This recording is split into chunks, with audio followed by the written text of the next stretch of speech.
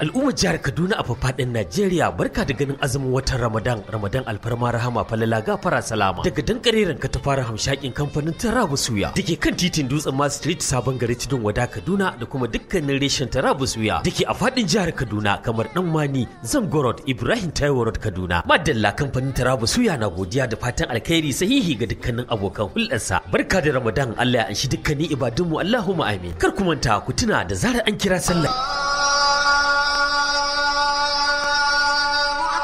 idan lokacin buɗe baki yayi, yawwa kamfanin Taraba Suya ya muku tanadin dabken dabdala, lafiyayyen gasassun kaji, ga kifi, ga lafiyayyen arishi wato dankalin turawa da kwai, ga kebab, ga daddaɗin lafiyayyen tsire, ga kilishi, ga kuma kayan sanya makoshi kala-kala. A cikin Taraba Suya ga kuma wani haɗaɗɗen supermarket. A nan an yi muku tanadin kayan amfanin yau da kullum. Ga ɓangaren kayan shayi babu abin da babu. Lallai kamfanin Taraba Suya ya zama aljannar duniya. A Taraba Suya ga wajen zama na alfarma, ga kujeru 'yan dagwas, ga wani keɓantaccen waje a sama wanda ya dace ga duk mai son ya keɓe ya samu natsuwa. Babu ɓata lokaci a Taraba Suya, biyan bukatun ku shine abin alfaharin mu. 'Yan uwa musulmi na ko ina a jihar Kaduna da faɗin Najeriya, barka da azumin watan Ramadan. Allah ya anshi ibadunmu, Allahumma amin, daga dankareren hamshakin kamfanin Taraba Suya.